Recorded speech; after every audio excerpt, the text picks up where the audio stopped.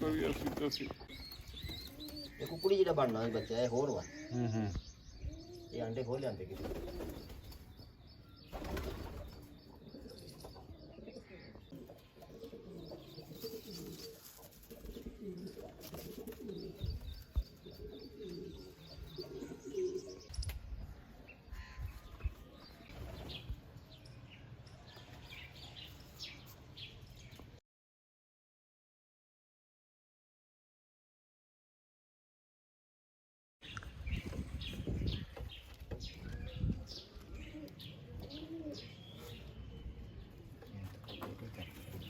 फिर बनाना गया